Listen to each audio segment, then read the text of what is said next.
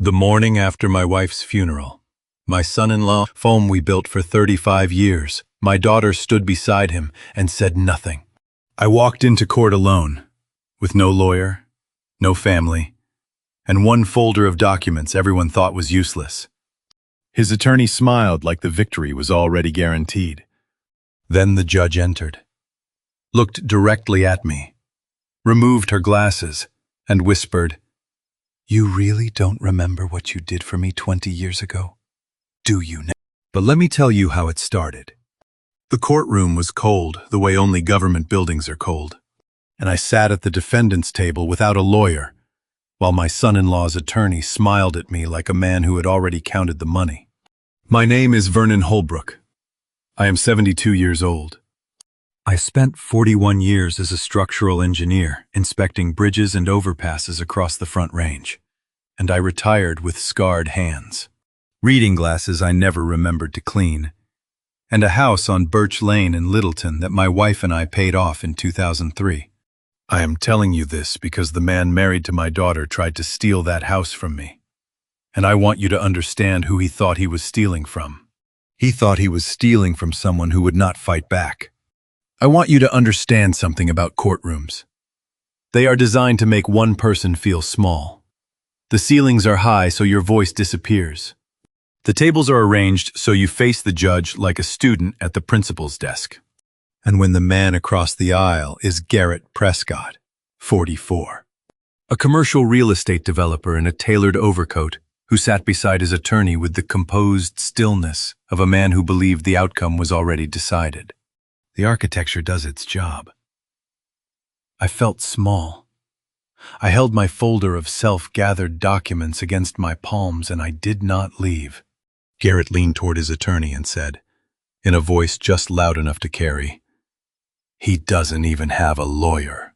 This is already over." Lane Wainwright, 55, a senior litigation partner in a charcoal suit who spent most of his working hours in rooms exactly like this one, nodded without looking up from his papers. The door behind the bench opened, and Judge Nadine Caldwell walked in. 62, silver hair pulled back, reading glasses low on her nose. She settled into her chair, opened the case file, and read for nearly a full minute. Then she looked up, not at Garrett, not at Wainwright, at me. She removed her glasses slowly. "You don't remember me, do you?" she said. My throat tightened. I had never seen this woman outside a courtroom. I had no idea what she meant. I would not understand for another hour. And by the time I did, everything in that room had already changed. But that was December.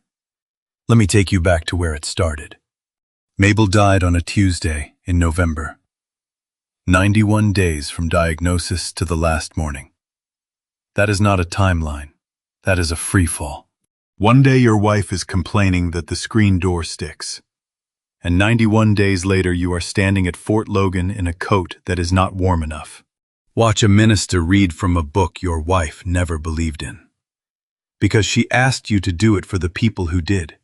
My daughter Lori stood beside me. Lori Prescott, 41, holding two impossible loyalties in the same pair of hands. She did not cry at the graveside. She had cried at the hospital. In my kitchen at 3 a.m. the week before. By the time they lowered her mother into the ground, Lori was past crying. She was in the quiet place, where grief has finished breaking things and is sitting in the rubble. Garrett stood behind her, his hand on her shoulder, his face arranged into the appropriate sadness. And I will give him this. He was good at it. He had always been good at looking like whatever the room required. The minister was halfway through the 23rd Psalm when Garrett's phone buzzed. He glanced at it, then stepped away from the group with the phone pressed to his ear. He walked 15 paces toward the parking lot and turned his back to us. An engineer notices what does not belong. A crack in a load-bearing wall, a weight distribution that favors one side, a phone call at a funeral.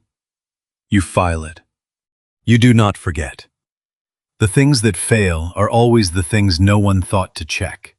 Garrett came back 2 minutes later, He put his hand on Lori's shoulder and said, "Sorry, work thing. Couldn't wait." Work things can always wait. The things that cannot wait are the ones people do not want you to see. I watched him arrange his face back into grief the way a man straightens a crooked picture frame. Quickly, hoping no one noticed the angle was wrong. His fingers on Lori's shoulder were steady, but his jaw was not. There was a tightness he tried to smooth away, and he almost managed it. And if I had been anyone other than a man who spent 4 decades inspecting structures for hidden flaws, I would have missed it entirely. I did not ask him who had called. I did not need to. Not yet. The minister finished. The casket was lowered. Lori placed a single white rose on the lid. I placed my hand flat on the wood and held it there until the cold of it matched the cold in my chest. And then I let go. That evening, I drove home alone to a house that still smelled like my wife. And on the kitchen table, next to Mabel's blue mug sitting in its usual spot, I found a sealed legal envelope that had not been there when I left that morning. I picked up the envelope from the kitchen table and held it for a long time before I opened it. The house was quiet in a way it had never been quiet before. Not the silence of an empty room, but the silence of a room where someone is permanently missing. Mabel's reading glasses sat on the windowsill where she had left them 3 weeks ago.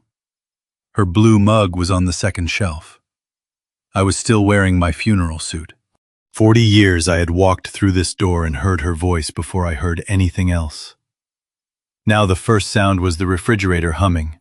I set my keys on the counter in the exact spot I had set them every evening since 1985. Some habits are not habits. They are the architecture of a life. And when the person who built that architecture with you is gone, you keep placing your keys in the same spot because it is the only thing left that still fits. A house without the person who made it home is just lumber and concrete holding a shape that no longer means what it used to mean. I turned the envelope over. Cream-colored, heavy stock. The return address was a law firm in Denver I had never heard of. I slid my thumb under the flap and pulled out the contents. A court summons.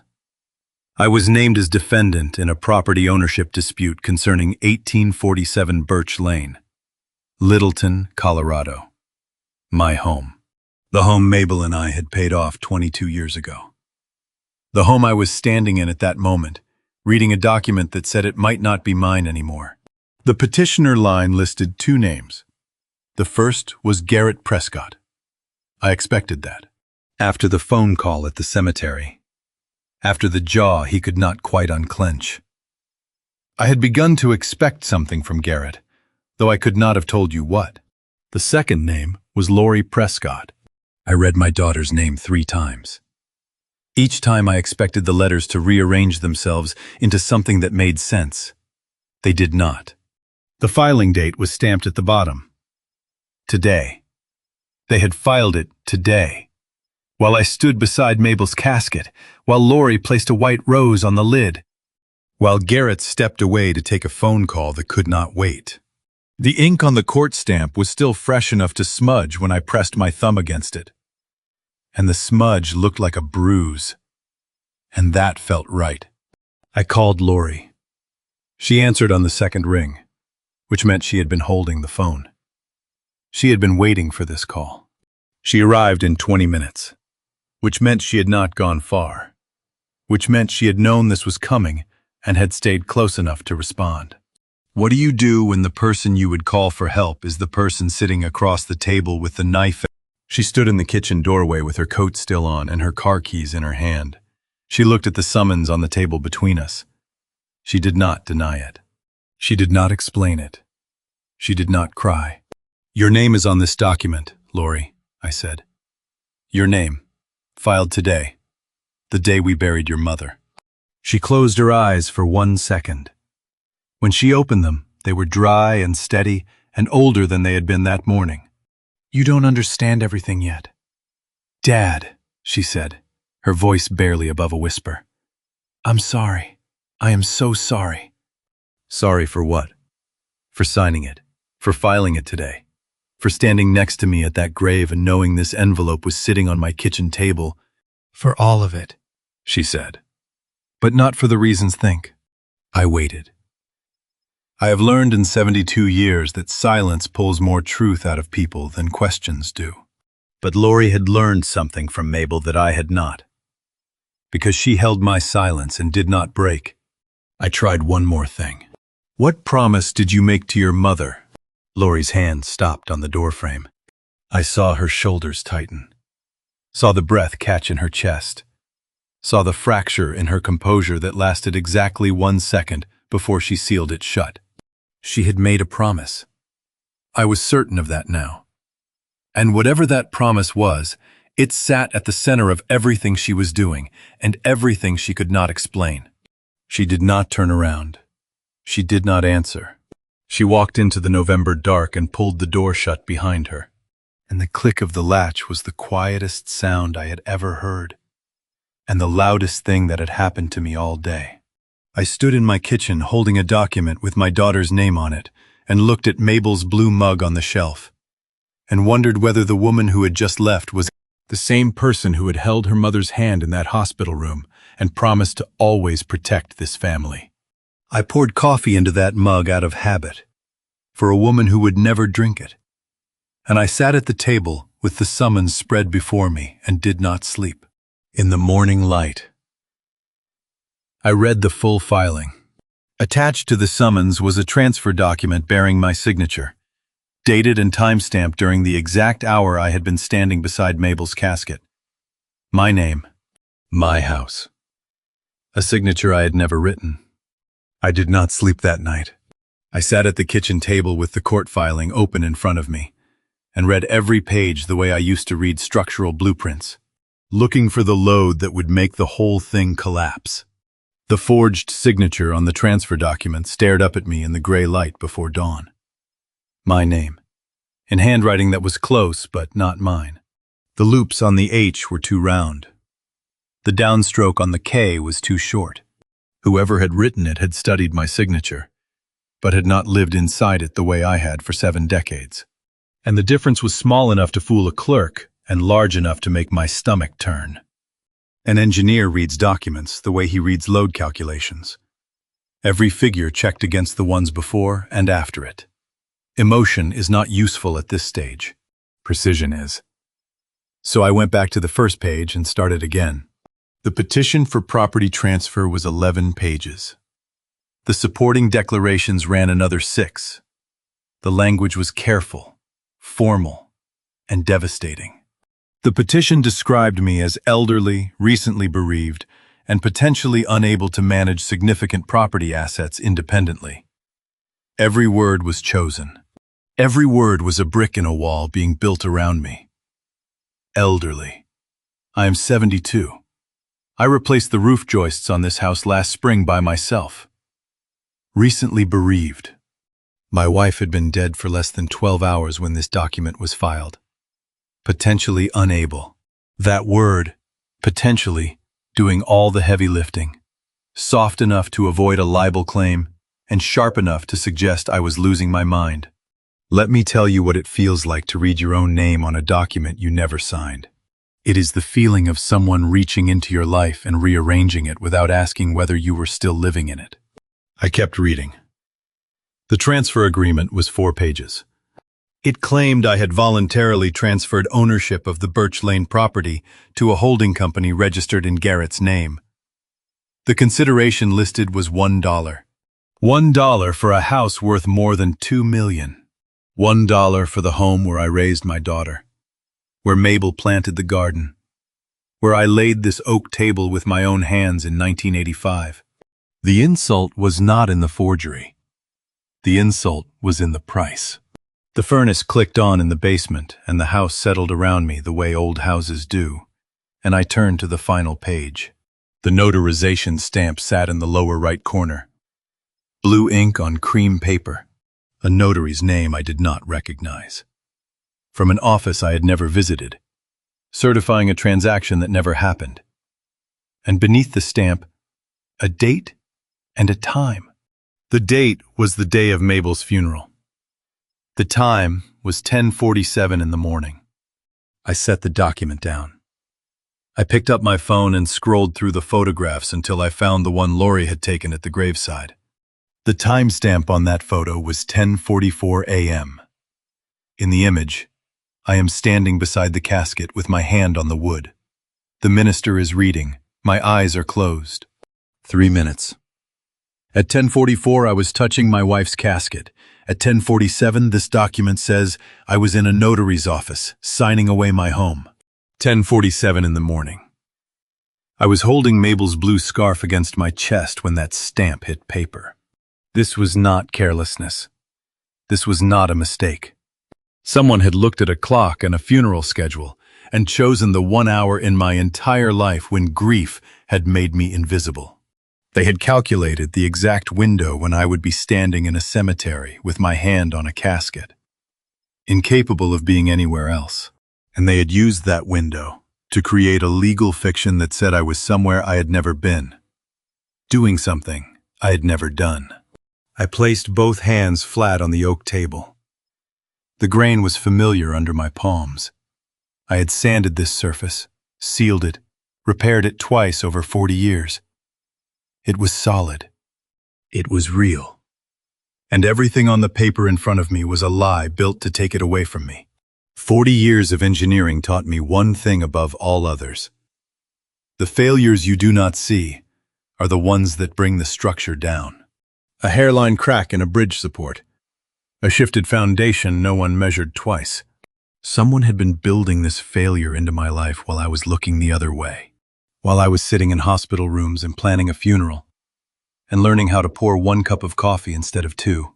Something shifted inside me. Not rage. Not yet. Something older and quieter. The particular resolve of a man who has just been told he does not matter and has decided to prove otherwise. I turned the document over and looked at the notary's name one more time. A name I did not recognize. An office I had never visited. A certification of a transaction that never happened. And I understood with perfect clarity that whoever had built this forgery had not been afraid of me finding it. They had been counting on the idea that a man burying his wife would be too broken to look. They were wrong. I folded the document, put it in my jacket pocket, and walked out the front door into the November morning. 4 houses down Birch Lane. There was a man I had known for 30 years who worked with wood, and understood what it meant when something that was supposed to be solid turned out to be rotten underneath. The smell of sawdust and linseed oil met me before Boyd did. I walked 4 houses down Birch Lane with the forged document in my jacket and knocked on the workshop door of the man who had been my neighbor for 30 years. Boyd Stanton, 70. A retired master cabinet maker with hands like weathered oak, opened the door in under a minute. He looked at my face and stepped aside without asking why I was there. He already knew. A man does not move that fast at 70 unless he has been sitting with something he needs to say. He poured 2 cups of black coffee without asking. Strong and slightly burnt, the way carpenters make it. And we sat at his workbench surrounded by planes and chisels hanging on a pegboard with their outlines traced in marker. "Garrett came to see me," Boyd said. He did not ease into it. 3 weeks before Mabel died. He sat in that chair you're sitting in and asked me if I had noticed you being forgetful, leaving the stove on, not managing the property. He wanted me to confirm it. I set my coffee down. I told him no, Boyd said. I told him you were the most organized man I have ever known. You change your smoke detector batteries the same weekend every October. You are not forgetful. You are not declining. Boyd's apology was genuine. I could hear it in the grain of his voice. The particular roughness of a man who does not apologize often and means it completely when he does. "But you didn't tell me," I said. His jaw tightened. "I didn't think you would go through with it. I thought it was pressure talking. I was wrong. And I am sorry for that." He reached into his shirt pocket and pulled out a torn notebook page. Carpenter's block print, neat and square, a date, a time, and a quote. He slid it across the workbench. I read Garrett's words in Boyd's careful handwriting. My father-in-law has been accommodating his whole life. He won't fight back. He never has. I folded the page and put it in my jacket next to the forged document, and the two pieces of paper sat against my chest like evidence and accusation pressed together. Garrett had not just stolen my house. He had studied me first. He had measured my kindness the way you measure a wall before you knock it down, calculated the load it could bear, and decided it would not hold. He had built his entire scheme on the assumption that my gentleness was permanent weakness. He was wrong about that. That afternoon, Lori appeared at the backyard gate. She had not called. She came through the back, the way she used to come home from school when she was 12. And the fact that she chose that entrance told me she was not here as a petitioner on a court document. She was here as my daughter. How do you fight for your home when the person standing between you and the truth is your own child? And she is asking you, with her mother's eyes, to wait. Don't do anything yet. Dad, she said. Her coat was buttoned wrong. Please. I know what Garrett owes. I know how bad it is. But if you push this into court right now, I lose everything. Not just him, everything. How much does he owe? She told me the number. It was large enough that I understood the desperation, even if I could not forgive what it had produced.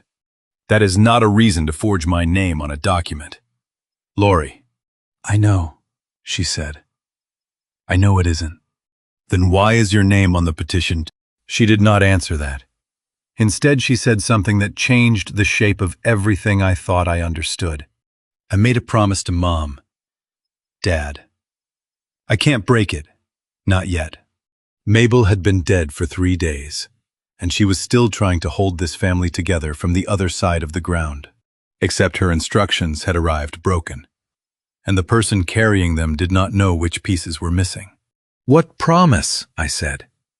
What did your mother ask you to do? Lori's eyes filled, but did not spill. Mom asked me to protect the family. I am trying to do that, I just can't explain how yet. Protect the family from what?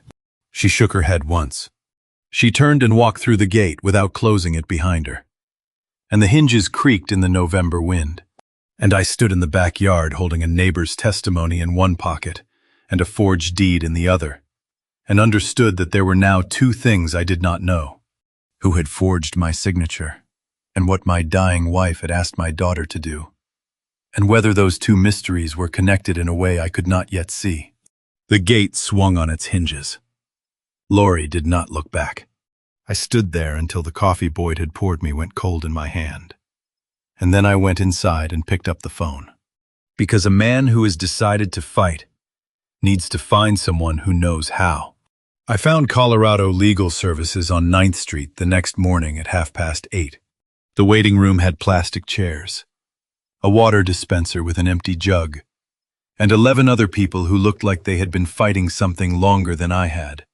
I sat down among them and waited for my name to be called, holding my folder of documents the way a man holds the only thing between him and the current. Celeste Farrell came out 40 minutes later. 50 years old, staff attorney, close-cropped natural hair, a pen she clicked twice before sitting down. She carried a yellow legal pad and moved with the measured efficiency of a woman who never wasted energy. Her office was small and organized. She pointed to a chair, opened the pad to a fresh page, and said, "Tell me everything. Start at the beginning. I will not interrupt. I want you to understand what it means to sit in a legal aid office at 72 years old and explain to a stranger that your own family is trying to take your house. It is the particular humiliation of needing help from someone who has no reason to care about you." But Celeste listened, and I talked for 22 minutes without stopping, and she wrote steadily across 3 pages in handwriting so tight it looked like code.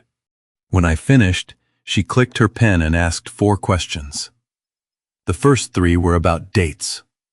The 4th was the one that mattered. "Do you have an alibi for the exact time this document claims you signed it?" "I was standing beside my wife's casket," I said. A pause. Her pen stopped. Then your wife's funeral is your alibi. Mr. Holbrook, she said. And I suspect it is an alibi no one expected you to need. She explained the notary system.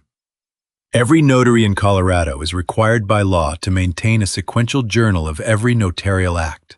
Date, time, type of document, signature of every person present.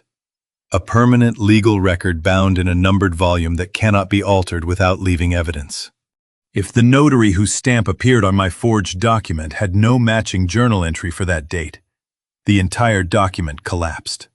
Celeste Farrell listened the way a good engineer listens. Not for what you are saying, but for the load-bearing fact underneath it. The one thing that holds everything else up, or brings it all down. The notary journal was that fact. I want to be direct with you, she said. What we may find is significant, but evidence is not the same as a guaranteed outcome. Courts weigh everything. I need you to understand that before we go further. I understand, I said. I have spent 40 years building things that have to stand up to inspection. I know the difference between hoping something holds and proving it. She looked at me for a moment, then nodded. I will take your case, Mr. Holbrook, pro bono. But I need you to follow my process, not yours. Can you do that? I said I could. I was not entirely sure that was true, but I said it because she was the first person in 5 days who had looked at my situation and responded with a plan instead of an apology. I drove home with the windows down despite the cold, because I needed the air to feel like something real. When I pulled into the driveway, the mailbox flag was up. Inside was a single envelope from the Arapahoe County Court. I opened it standing on the front walk. The preliminary hearing on the property dispute was scheduled for 7 days from that date. 7 days. A man can frame a wall in 7 days. He can pour a foundation. He can build something that holds. The question was whether 7 days was enough to take apart something someone else had spent months constructing, while I was sitting in hospital waiting rooms and learning how to make dinner for one. 7 days to dismantle a scheme that had been built while my wife was still breathing. I went inside and pinned the hearing notice to the kitchen wall, beside my old engineering calendar. The one Mabel used to mark with dentist appointments and garden club meetings and the birthdays of people I always forgot. The calendar still had her handwriting on it. October 15th, it said in her careful script. Vernon's smoke detectors. She had written that reminder knowing she would not be alive when the date arrived. She had written it anyway. I opened my old engineering notebook, the kind with the graph paper and the green cover, and wrote the hearing date at the top of a fresh page. Below it I wrote 3 words: measure, verify, prove. Then I picked up my phone and called Boyd. I had a list of things I needed, and the first item was a name. The notary whose stamp sat on a document that should never have existed. Someone had pressed that stamp into blue ink and certified a lie. And that person had a journal. And that journal either contained my name or it did not. If it did not, the forgery was not just suspected, it was proved. Boyd answered on the second ring. I told him what I needed. He said he would start asking around. And for the first time since Mabel died, the silence in the house felt less like absence and more like the quiet before a structure is tested.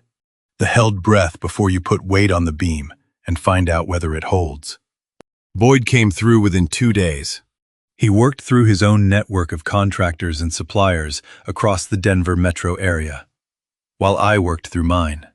And by late November, we were sitting at my kitchen table with the picture assembling itself in front of us like a set of blueprints drawn by someone who did not want anyone to read them. There is a difference between a man who steals because he wants more and a man who steals because he is drowning. I did not yet know which kind my son-in-law was, but Boyd and I were about to find out. We started with phone calls. I had spent 4 decades inspecting structures across the Front Range. And in 40 years, you build a contact list that stretches across every trade in the industry. Subcontractors who poured foundations for Garrett's projects. Material suppliers who had delivered steel and concrete to his job sites. project managers who had watched his operation from the inside. I called 7 of them that morning. Boyd called 4 more from the names in his own notebook. The story came together in pieces, the way structural failures always do. A mixed-use development in Rancho Cordova, 42 residential units plus retail. Garrett had been the primary guarantor. Finance had pulled out in stages starting early last year. Partners had walked, and Garrett was left holding contracts he could not fulfill on a project that was half-built and fully leveraged. Garrett's finances read like a structural report on a building past saving. Every number was a crack. Every guarantee was a load the frame could no longer carry. I had seen reports like this before, on bridges and overpasses that looked solid from the road but were failing from the inside. And the conclusion was always the same. The collapse was not sudden. It had been happening for a long time. No one had looked closely enough to see it. By afternoon, Boyd had the final number. He set his phone down on the kitchen table and read from his notes in his careful block print. First Mountain Commercial Bank, he said. They have initiated foreclosure proceedings on his remaining assets. The timeline is weeks, not months. The total obligation is $2.7 million. I sat with that number for a long time. The coffee had gone cold. The kitchen clock ticked the way it always had. But the sound was different now, because I was counting the days it was measuring. 2.7 million. My house. The house on Birch Lane where I had raised Lori and built a life with Mabel was worth $2.3 million on the county assessor's records. Even if Garrett sold it at full price tomorrow, he would still be $400,000 short, which meant there had to be another piece I had not found yet. Another source of money. Another transaction. Something else hidden in the architecture of this scheme that I could not see from where I was standing. $2.7 million. And my wife's body was not yet cold when he started calculating what her death could be worth. He looked at your wife's funeral and saw an opportunity. Boyd said quietly, "That's not frustration, Vernon. That's something else entirely." I did not disagree. But I also did not stop thinking about Lori standing in the backyard 3 days earlier, asking me to wait. She had known this number. She had known the exact scope of the debt when she came through the back gate with her coat buttoned wrong and asked me to be patient.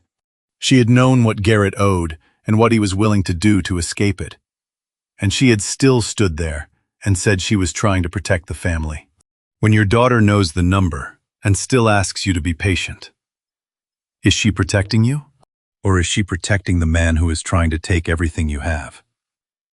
I did not know the answer.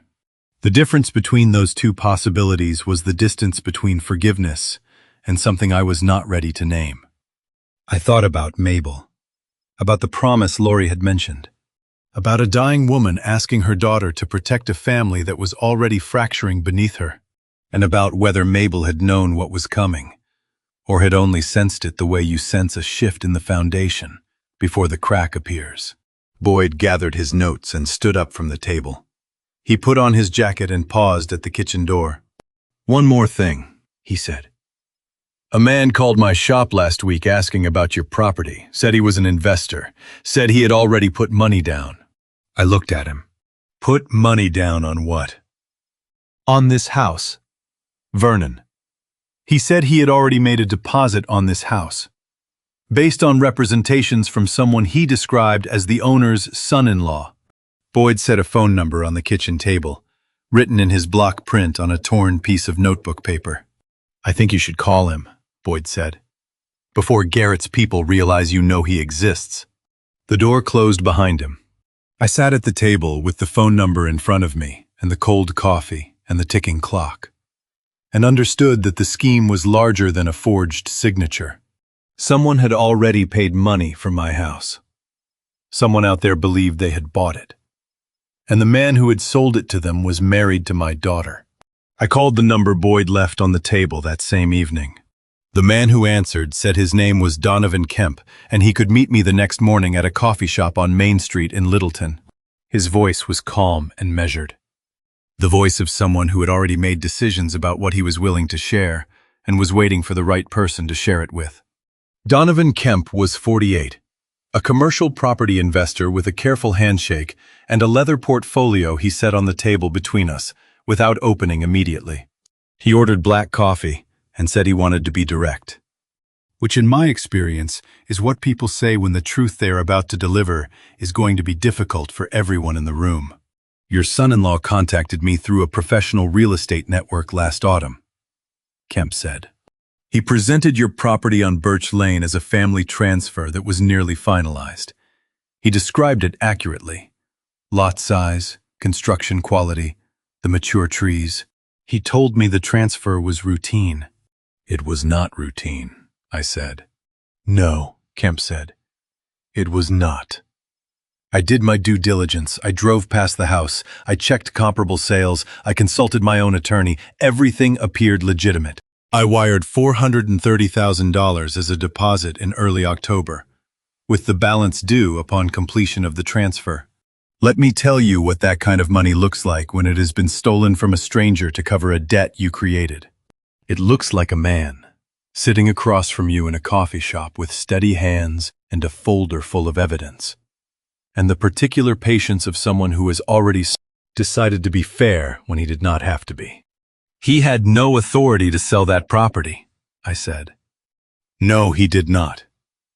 And I have been defrauded of $430,000 because of it. Kemp's voice did not rise. His hands stayed flat on the table. I am not angry at you, Mr. Holbrook. You are not responsible for what he did. But I believe you may need what I have. He opened the leather portfolio. Inside were printed emails, a signed letter of intent, the wire transfer confirmation, and a folder of correspondence between Kemp's attorney and Garrett that had gone unanswered since November. Kemp spread them across the table in chronological order and turned them so I could read. I looked at the dates. The first email from Garrett to Kemp was dated October 3rd. October 3rd. Mabel had been in the hospital for 6 days. She was asking the nurses to let her sit by the window so she could watch the parking lot and see when I arrived. She was still fighting. She was still alive. And Garrett was writing emails about the market value of her home. I had thought the scheme began at the funeral. I had believed that grief had created the opening, that the phone call at the cemetery was the starting gun. But grief had nothing to do with it. The opening was built while Mabel was still breathing, while she was holding Laurie's hand in a hospital room. While I was bringing her the crossword puzzles she pretended to finish. The man who built that opening had been sitting at our dinner table for 15 years. I tried calling him after the deposit, Kemp said. The number went to voicemail. His email responses became shorter, then stopped entirely. My attorney sent a formal letter in November. No response. He slid a folder across the table. Copies of everything. A signed statement from me describing the full sequence. My attorney's contact information is on the cover page.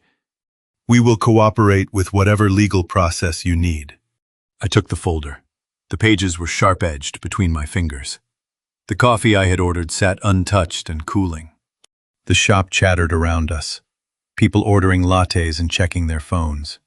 And none of them knew that the two men at the corner table were holding the evidence of a fraud that had started before a woman finished dying.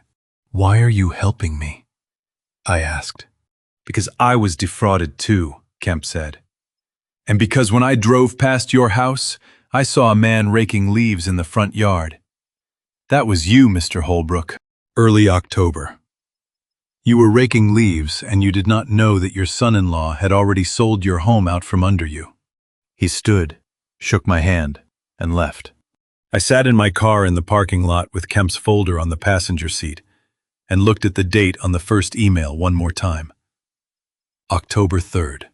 Then I picked up my phone and scrolled to the photograph Laurie had sent me from the hospital that same week.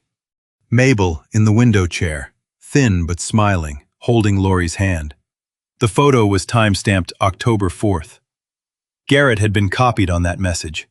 He had seen his dying mother-in-law's face in the morning and typed a reply to Kemp about the property that same afternoon. I set the phone on my knee and sat there until the parking lot emptied and the coffee shop turned its sign to closed. Then I drove home. Because a man who has been accommodating his whole life had just decided to stop. And the first thing he was going to do was set these documents on the kitchen table and wait for the person who made them necessary to walk through the door. I spread the emails across the kitchen table the way a man lays out tools before a job he has been putting off for too long. The investor's documents in chronological order, left to right. Each page angled so the dates were visible from the doorway. Then I turned on the light above the stove and waited. Garrett's car pulled into the driveway 40 minutes later. I heard the engine cut, the door close, his shoes on the front steps. He came in through the side entrance the way he always did when he was visiting without Lori, which told me he had come alone, and he had come expecting the house to be dark and quiet. It was not dark. It was not quiet. He stopped in the kitchen doorway and looked at the table. His eyes moved across the documents the way a man reads a headline he has already seen. He did not look surprised. He looked inconvenienced. October 3rd, I said. That is the date on the first email. Your mother-in-law was in a hospital bed. You want to tell me what you were doing, writing emails about selling my house? Garrett walked to the table. He picked up the first email, read it the way you read a receipt you have already filed, and set it back down. He did not deny it. He did not flinch. He straightened the page so it aligned with the others, as if neatness mattered. You don't understand how any of this works. Vernon, he said. You never have. There is a particular kind of man who, when you show him proof of what he has done, does not flinch. Not because he is brave, but because he decided a long time ago that the rules were never meant for him. I had inspected buildings designed by men like that. Their blueprints always looked perfect on paper. The failures were always hidden in the parts no one was supposed to check. I understand that a man named Donovan Kemp wired you $430,000 for a property you do not own, I said. That part I understand just fine. Garrett's jaw shifted. Not much. Enough. Kemp is an investor, he said. He understood the risk. The transaction was structured as a deposit against a future transfer. It was conditional. Conditional on what? On me not finding out. On Mabel dying before anyone asked questions. He did not answer that. He looked at the wire transfer confirmation, then at me. And when he spoke again, his voice had dropped into a register I had not heard from him before. Lower, flatter. The voice of a man who has run out of performance and is down to the raw machinery underneath. You take this to a courtroom, he said. You will not just hurt me. You will take Lori down with it, her credit, her name, everything she has built. Is that what you want for your daughter? When did threatening someone's daughter become a negotiation strategy in this family? When did I become the kind of father who had to be threatened in his own kitchen? Standing at the table where Mabel served Thanksgiving dinner for 23 consecutive years. Don't you use my daughter to negotiate with me, I said. Not in this house. Not after what you did. I am not negotiating, Garrett said. I am telling you what happens if you keep going. The bank forecloses, my company dissolves. Lori's finances are tangled in every piece of it. You file this in court. You don't just take me down. You take her down with me. Ask her yourself. He glanced toward the hallway. I followed his eyes. Lori was standing in the kitchen doorway, arms crossed, coat still on. She had come in through the front without either of us hearing, and I did not know how long she had been listening. Her face was still, not angry, not afraid, still. The way a person's face goes when they have heard something they already knew confirmed by someone they did not want to hear it from. Ask her, Garrett said again. Ask her what she wants. Go ahead. I looked at my daughter. She looked back at me. The kitchen light caught the edge of her jaw, and for 1 second she looked exactly like Mabel. And the resemblance hit me like a hand on my chest. Lori, I said. She did not speak. She did not step into the kitchen. She did not step back into the hallway. She stood in the doorway between the two, and I understood that was exactly where she had been standing for months. Between her father and her husband. Between the truth and the promise she had made to her dying mother. Between the family she was born into and the one she had chosen. She turned and walked away. No slam. No tears. Just footsteps retreating down the hallway and the sound of nothing closing behind her. Because she did not shut the door, she simply disappeared. She did not choose a side. And in that kitchen, at that moment, not choosing was its own verdict. Garrett straightened his jacket. He looked at me with something that was not remorse and not triumph, but the particular steadiness of a man who believes he has already calculated every outcome. She already knows. Vernon, he said quietly. She is known longer than you think. Then he followed her out, and I was alone with the evidence on the table and the overhead light buzzing and the cold coffee I had brewed hours ago for a confrontation that had answered one question and created a worse one. Who had forged my name, I now knew. What my daughter had known and for how long, I did not. I did not sleep well that night. Garrett's parting words sat in the kitchen like a smell you cannot locate. She already knows. She has known longer than you think. I did not call Lori. I did not call Boyd. I sat with the question until morning, and then Celeste called at 7 and gave me something better than an answer. She gave me a direction. I found the notary, she said. The one whose stamp is on your deed. His name is Gerald Whitfield. He operates out of a small office on South Broadway in Englewood. We need to get there before anyone else does. I picked her up at the legal aid office and we drove south. Celeste carried her yellow legal pad and a folder of photocopies. She did not make small talk. I appreciated that about her. Some people fill silence because they are uncomfortable with it. Celeste filled it only when she had something worth saying. Gerald Whitfield was 63. A meticulous, independent notary who had operated from the same South Broadway office for 31 years and kept every journal entry by hand. He opened the door himself, a thin man with reading glasses perched on his nose and the careful movements of someone who treated paperwork the way a surgeon treats instruments. He offered us vending machine coffee from a machine in the hallway. I drank it without noticing. Celeste explained why we were there. She showed him a copy of the forged deed with his stamp on it. Whitfield studied it for a long time, turning the page under his desk lamp. A forged signature is a lie someone writes with their hand. But a forged notary stamp is something worse. It is a lie dressed in the clothing of the one institution ordinary people still trust to tell the truth. And the man sitting across from us had not told that lie. I keep every entry by hand, Whitfield said.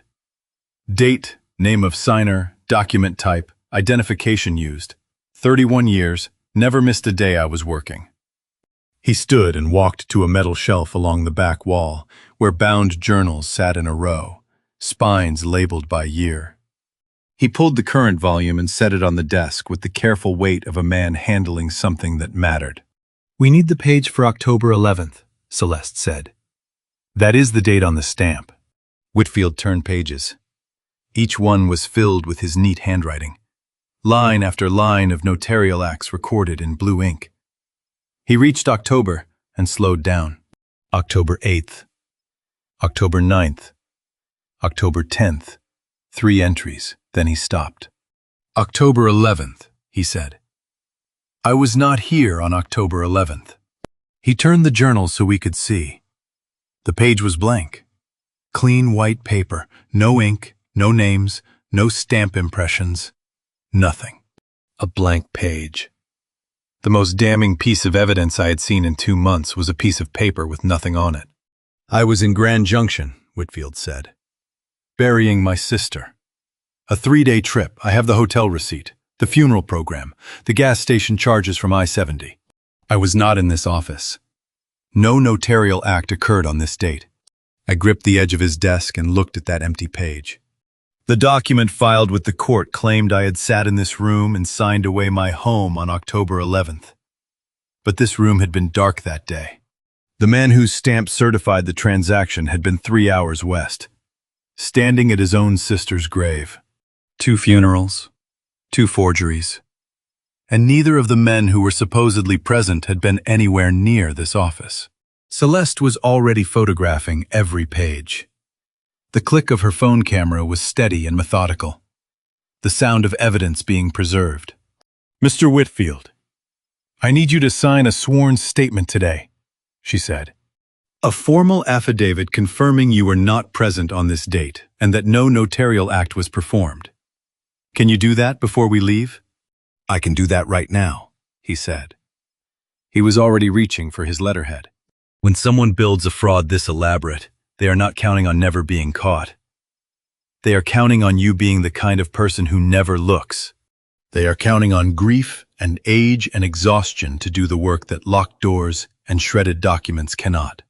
They chose a notary who was out of state burying his own family, because they assumed no one would ever check. Whitfield signed the affidavit. Celeste witnessed it. I held my copy and felt the weight of it, thin paper carrying the force of proof. As we were leaving, Whitfield opened his desk drawer and pulled out a separate logbook, smaller, spiral-bound. He ran his finger down a column of names. "This is my log of stamp requests," he said. "People who have used my notary services for property documents in the past year." His finger stopped. There were only 2. One was a retired schoolteacher refinancing her home. The other was an attorney. He looked at Celeste. "His name was Wainwright," Whitfield said.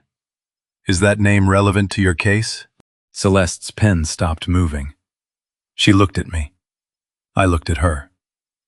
"Lane Wainwright, Garrett's attorney." The man who had sat across the courtroom aisle with his briefcase open and his posture relaxed.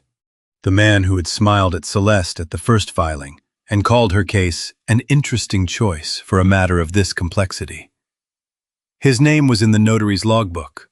His name was on the trail that led directly to the forged stamp on my stolen deed. Celeste turned back to Whitfield. "Yes," she said. "That name is relevant." Celeste and I filed Whitfield's affidavit that afternoon and added Wainwright's name to the evidence folder with a note that connected him to the notary's stamp log.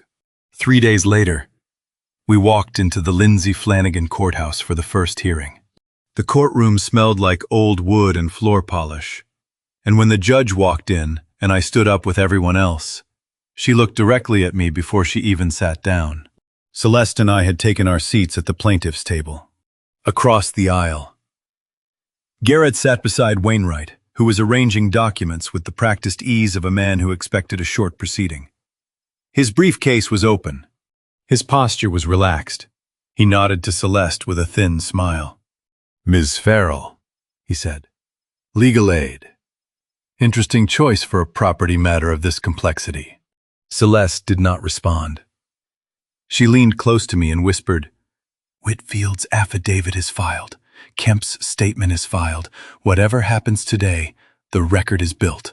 Have you ever walked into a room where someone already knew exactly how it was going to end? And you could see it in the way they arranged their papers. Wainwright had that look. The look of a man who had been in this room 100 times and expected to be home by lunch. I had seen that same confidence in developers who hired my firm to sign off on buildings they had already decided were safe. Sometimes they were right. Sometimes the building came down. The bailiff called the court to order. The chamber door opened. Judge Nadine Caldwell walked in, settled into her chair, and opened the case file. She read for a full minute without speaking. Then she looked up, not at Garrett, not at Wainwright, at me. She removed her glasses the way she had in the flash forward I have already described to you. Slowly, deliberately, holding them in one hand. And she said the words I had not understood then, but was about to understand now. "You don't remember me, do you? Mr. Holbrook?" I did not. "Interstate 70, she said. February, maybe 8 years ago?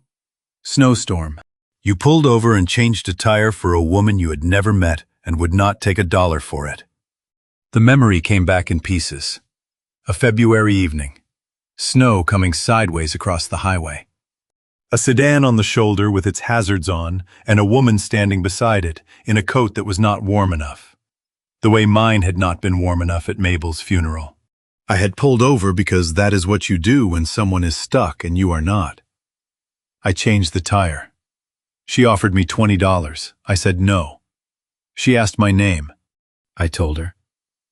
Then I drove home and never thought about it again, because kindness is not supposed to be an investment. You do not change a stranger's tire expecting that stranger to become a judge who will one day preside over the most important case of your life. I remember the storm, I said. I don't remember your face, Your Honor. I'm sorry. Don't be, she said. You did a kind thing for a stranger and forgot about it. That tells me more about your character than any filing in this case. The courtroom was silent. Wainwright's pen had stopped moving. Garrett sat very still. Judge Caldwell put her glasses back on and straightened the file. I am recusing myself from this matter, she said, due to personal acquaintance with the plaintiff. It would be improper for me to preside over a case involving a man who once showed me a kindness, regardless of how long ago that kindness occurred. She paused. The pause was deliberate. I knew that because I had spent 4 decades reading rooms, and this room was holding its breath. But I will note for the record, she said, and for whoever takes this bench next, that this file contains irregularities that deserve careful examination. Court is in recess. Wainwright's smile disappeared the moment she said the word irregularities. It did not come back. She stood. The bailiff called, "All rise." Judge Caldwell stepped down from the bench and walked toward her chambers. Her path took her within 3 feet of Garrett. She did not look at him. But Garrett looked at her. And then he looked at Wainwright.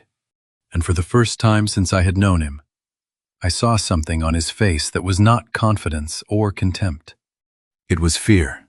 Wainwright was already packing his briefcase. He was packing it fast, the way a man packs when the building he is standing in has started to shift, and he wants to be outside before the next sound. Celeste put her hand on my arm. Brief. Firm. Not celebration. Acknowledgement. She just flagged the entire file for the next judge, Celeste said quietly. Before a single argument was made. Before Wainwright could open his mouth, she put it on the record that something is wrong. And now whoever replaces her walks in already looking for it. I sat in the courtroom after it emptied and looked at the bench where Judge Caldwell had been sitting. 8 years ago, on a highway in a snowstorm, I had changed a tire for a woman I would never see again. I had driven home and told Mabel about it over dinner, and she had said, "That is exactly the kind of thing you do, Vernon. You help people and then you forget about it." She had been proud of me. And now, 8 years later, that tire had carried me further than I could have imagined. Lori called that evening, 2 hours after I got home from the courthouse. She did not ask how the hearing went. She asked if she could come over. I said yes. She was sitting on the back porch steps when I opened the kitchen door. Arms wrapped tight around her knees, chin down, breath visible in the December air. She had not knocked. She had not come inside. She was waiting the way a person waits when they have something to say that they have been carrying too long. I sat down beside her on the cold steps. The backyard was dark, except for the kitchen light spilling through the window behind us. Dried leaves from an autumn cleanup I had never finished were scattered across the boards. Lori wore the same perfume Mabel used to wear, and the scent of it in the cold air was the kind of cruelty that does not know it is cruel. "He told me in October," she said. She did not look at me. "Before Mom died. He said the debt was large enough to end everything, our house, our savings, Como's college fund. He said your property was the only asset that could cover it." I gripped the porch rail. The wood was cold under my hands. "And you didn't call me," I said. "I was going to," she said. "I was going to tell you everything. And then Mom got worse, and then she died. And then it was too late because it was already done. Your daughter can break your heart in ways no one else on earth can manage. Because she is the only person you gave it to without conditions. A stranger's betrayal is an event. Your daughter's betrayal is a wound that opens in the exact place where you are softest. And it opens from the inside. I didn't help him do it, Dad, she said. Her hand touched my forearm for 1 second, then withdrew. But I knew. And I didn't stop it. That's the same thing, isn't it? It was not a question. She knew the answer. I knew it too. Knowing and not stopping is its own kind of participation.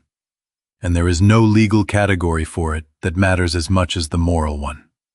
Why didn't you warn me, I said. Because I thought I could fix it. I thought if Garrett solved the debt, the transfer could be reversed, that it was temporary, that no one would get hurt. I got hurt, Lori. I know, she whispered.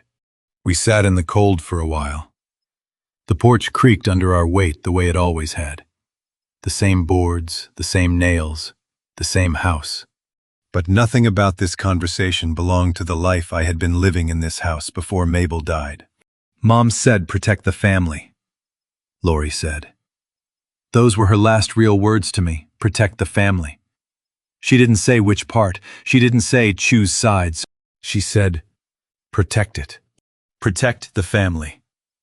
3 words that sound simple until you realize the family is standing on both sides of a line and the person who drew the line is dead. Your mother loved this house, I said. She would never have wanted it taken. She would never have wanted me to lose mine either. Dad. That was the trap, and Lori had been standing in it since October. 2 homes, 2 families. A promise made to a dying woman that was impossible to keep whole because the family it was meant to protect was already splitting apart. Lori had not chosen Garrett over me. She had tried to choose both of us, and the weight of that choice had crushed her into silence. I understood that. Understanding it did not make it hurt less. There is something else, I said. Something you are not telling me. She went still. Mom said more than protect the family, didn't she? Lori's eyes filled. The kitchen light caught the edge of her jaw, and for the second time that week she looked so much like Mabel that I could not breathe. She said other things, Lori said, but I can't tell you yet. Not because I don't want to, because I don't understand them yet myself. What do you do when the person you raised to be honest tells you a truth that is shaped exactly like a lie? Complete on the outside, hollow in the middle. You sit on a cold porch in December, and you look at your daughter, and you know she is giving you everything she can. And you also know it is not everything there is. What exactly did Mom tell you, Lori? I said. The whole thing, not just the part you were giving me now. She stood up from the porch steps. She looked at me the way Mabel used to look at me when there was something she was not ready to say.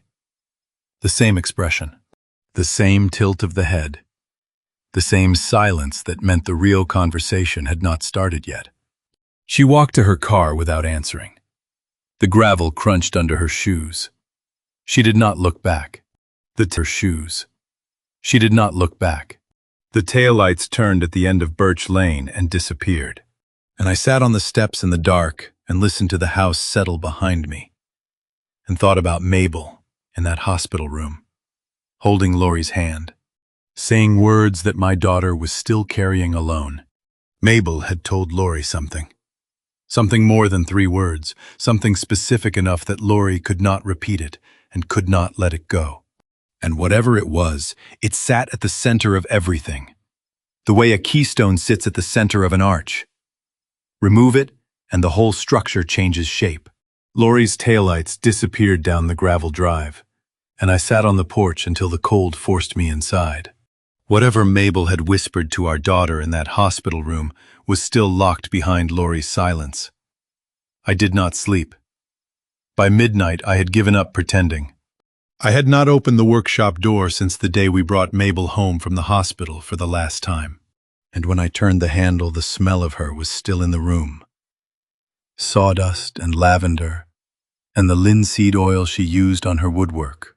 The air had not moved in weeks, and dust motes lifted into the moonlight, coming through the single window above the bench. Everything was where she had left it. A half-finished birdhouse. A cup of brushes in a jar. Her reading glasses folded on a paperback she would never finish. I did not come here to grieve. I came because of something she had said in her last week at home. Something I had dismissed entirely. She had said it twice, both times when the morphine was heaviest. My secret spot. Vernon, don't forget. I had nodded the way you nod at someone whose medication has pulled them halfway out of the world, assuming the words meant nothing. They meant everything. I knelt beside the workbench and ran my hands along the floorboards. The third one from the wall moved, not rotted, deliberately loose. Nails pulled and reset so the board could lift by hand. Beneath it sat a metal box wrapped in a piece of old kitchen curtain. The box had a combination lock. 6 digits. June 14th, 1981. Our wedding day. 44 years reduced to 6 digits on a metal lock. And it opened on the first try. Because she knew me better dead than most people know you alive. Inside a USB drive. A spiral notebook filled with her handwriting, and a sealed envelope addressed to no one. The notebook was full, every page, her penmanship steady in the front, shaking by the final entries. She had been writing for months. I lifted the USB drive and held it between my fingers. Small, black, weighing almost nothing, containing whatever Mabel had decided I needed to find after she was gone. Her old laptop was still on the workbench. I opened it and pressed power and listened to the fan labor to life. The screen settled into her desktop.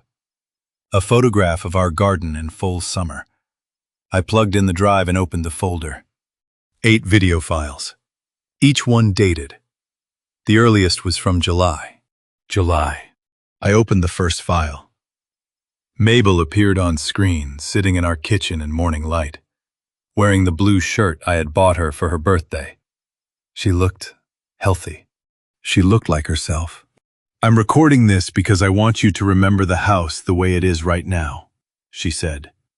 The garden is doing well. The tomatoes came in early this year, and Vernon fixed the screen door finally. Everything is exactly as it should be. I pressed my palm flat against the workbench and held myself there. The second video was late July. The garden again.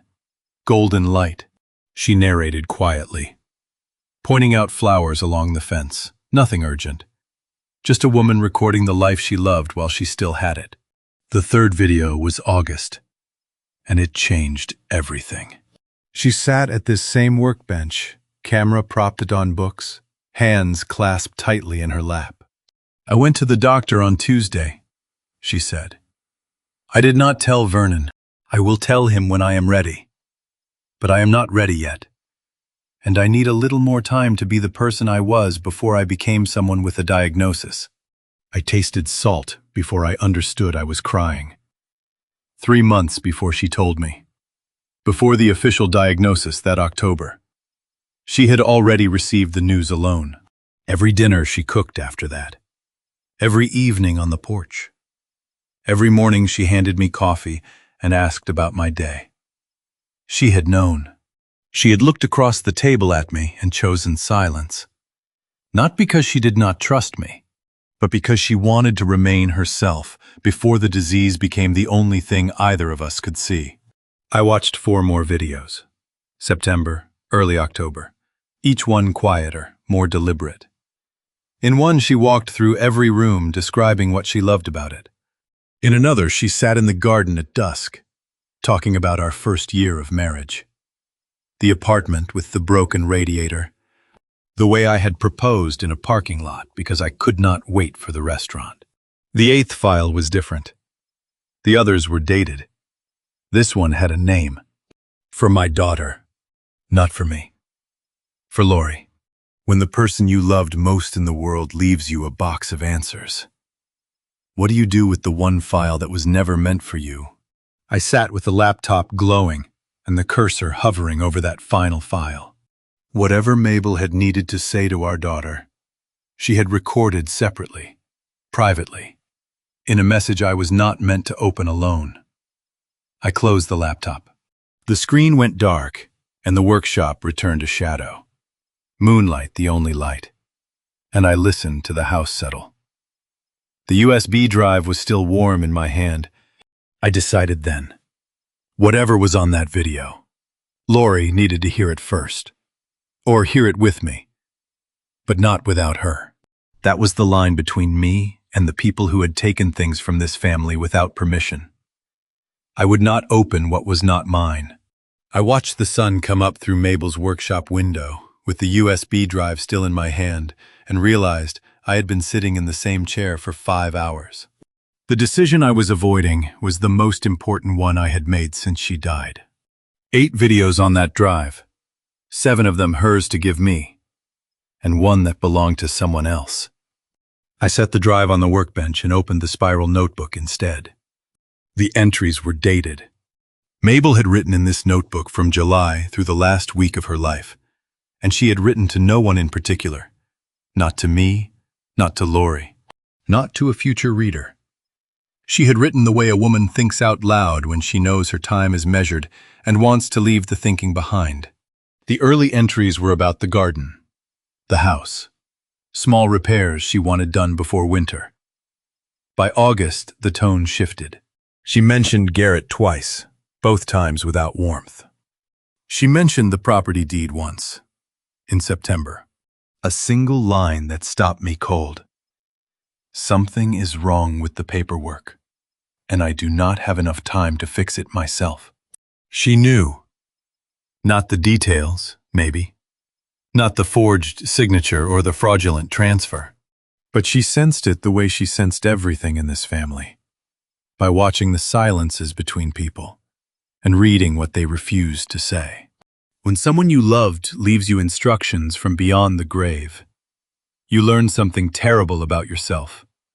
You learn whether you are the kind of person who follows them or the kind who uses them. An entry from 2 weeks before her death was longer than the others. Her handwriting trembled, but the thoughts were precise. I told Lori what she needs to know. I hope she listens to the right part. The video says the rest. I cannot make her brave. I can only show her what brave looks like. Below that, in steadier letters, as if she had gripped the pen harder, Vernon will fight for this house because that is who he is. But I need him to fight for Lori too, even when she makes it difficult, especially then. I closed the notebook and pressed my thumb against the worn spiral binding. Mabel had not been confused in her final days. She had been constructing something, a trail of notebooks and video files hidden under a floorboard because she did not trust that anyone in this family would do the right thing without her guidance. She had seen farther ahead than any of us, planned more carefully than anyone gave her credit for, and done it all while dying. Before I tell you what I decided to do with that video labeled, "For My Daughter," are you still with me? Comment whether you think I should have watched it alone or waited for Lori, and tell me why in a few words. Please note, the next part includes some adapted details for narrative depth. The message behind it is what matters most. I picked up the USB drive and turned it over in my fingers. I could watch the video right now. I could plug it back into the laptop, open that last file, and know everything Mabel had said to Lori before my daughter arrived. I would have the full picture. I could control the conversation. I could decide what to reveal and what to hold back. The way Garrett controlled every room he entered with information deployed like ammunition, released only when it served him. That is what a strategic man would do. Garrett took the house because he saw it as an asset. I was holding a USB drive that contained my wife's voice and choosing not to turn it into one. That single difference was the entire distance between us. I am not a strategic man. I am her father. And Mabel had labeled that file, "For My Daughter," not for Vernon, not for the court, for my daughter. If I watched it alone in this workshop, I would become exactly the kind of man who takes something that does not belong to him, which is the very thing I was fighting Garrett for doing. The line between us would disappear, and I would not get it back. I set the drive on the workbench. I picked up my phone. The screen was cold under my thumb, and the battery was at 11% because I had not charged it since yesterday. Since before Lori came to the porch. Since before I opened the workshop door and found what Mabel had left behind. I dialed Lori's number. It rang once. "Lori," I said. "It's Dad. Come to the workshop. Mom left something for you." She was quiet for 3 seconds. I counted them. Then she said she would be there in 20 minutes. I set the phone down on the workbench next to the USB drive and the notebook and waited. I did not touch the laptop again. I sat in Mabel's chair and looked at the workshop she had built with her hands. The shelves she sanded, the tools she organized, the floorboard she had loosened to hide the only thing she could not say out loud. 3 words on the phone. Mom left something.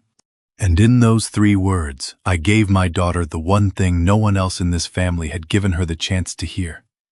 The truth before someone else decided what it meant.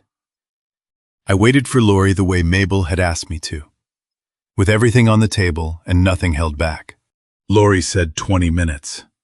She did not get the chance. I had barely stepped out of the workshop when I heard the engine too fast for the residential street, too loud for the early hour. Garrett's black SUV swung into the driveway with gravel spraying from the tires, and his door opened before the vehicle had fully stopped. His voice was already raised before his feet hit the ground. "Your attorney went to the notary," he said, crossing the yard toward me. His face was flushed and his jaw was set in that way I had seen 100 times at family dinners when someone disagreed with him. "She filed an affidavit. Do you understand what you've done? This isn't a family disagreement anymore, Vernon. This is a criminal referral waiting to happen." He knew about the notary journal. He knew about the blank page and the affidavit Celeste had filed, which meant Wainwright had told him his own attorney, feeding him real-time intelligence on every legal move we made. The same attorney whose name appeared in the stamped logbook at the notary office. I stood in the front yard without a coat, the December air cutting through my shirt, and I let him talk. "I was trying to save this family," he said, stepping closer. His breath made clouds between us. "The debt would have buried all of us. Lori, your granddaughter, everyone. You think the bank cares about your feelings?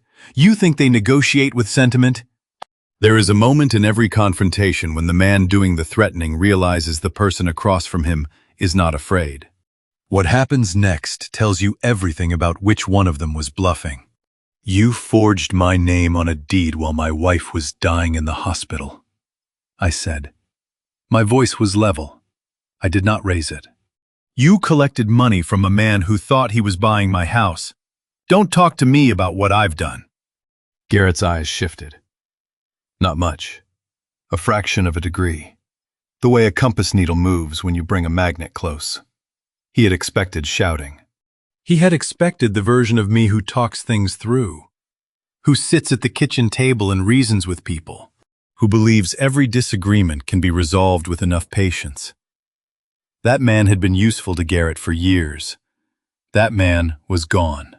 "You don't know what you're starting," he said. His voice dropped, but the threat remained.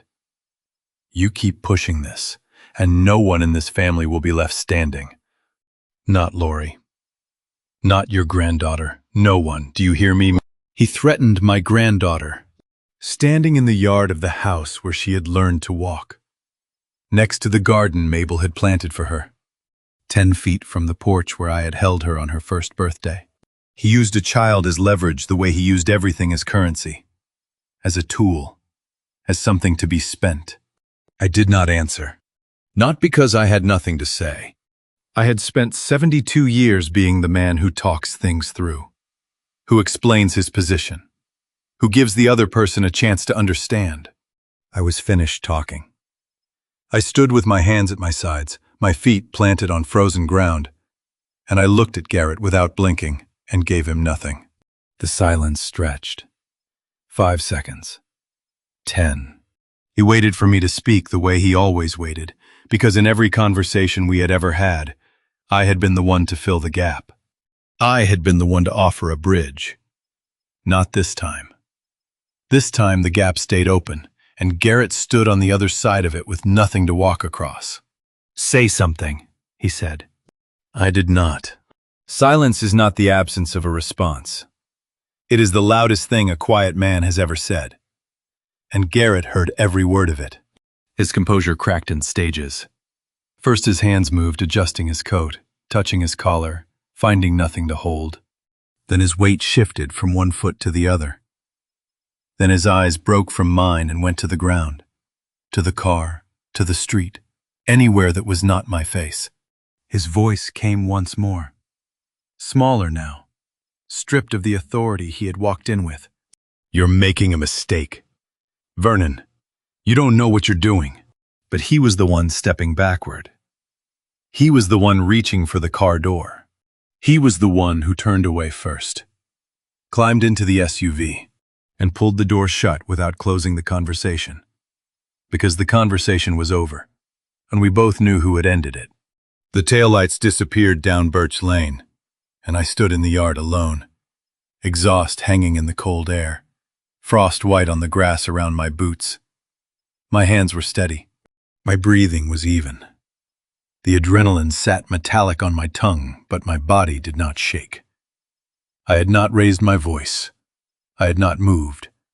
And Garrett had left. Then I heard a second car, Lori's sedan, turning onto the street from the opposite direction. She had not seen Garrett leave.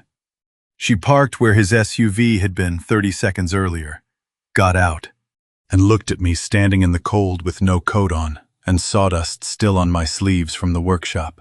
"Dad, what happened?" she said. I looked at my daughter and I thought of Mabel's notebook entry.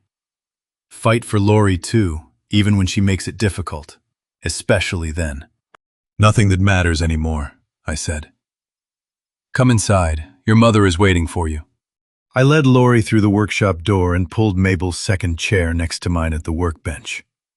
The laptop was where I had left it, the USB drive still plugged in. I opened the screen, pointed to the file labeled "For my daughter," and told her I had not watched it because it was not mine to watch. Lori stood in the doorway, breathing in the sawdust and lavender before her eyes found the open floorboard.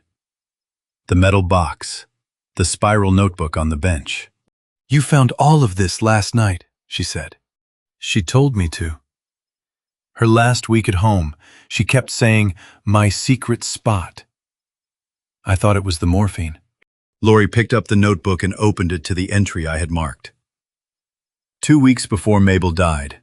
She read silently, her lips moving, and I watched her hands begin to shake.